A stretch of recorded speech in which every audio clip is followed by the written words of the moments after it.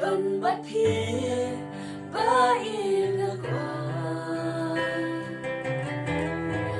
khi ngô kêu à kinh nhiên sẽ khi ba yên ngại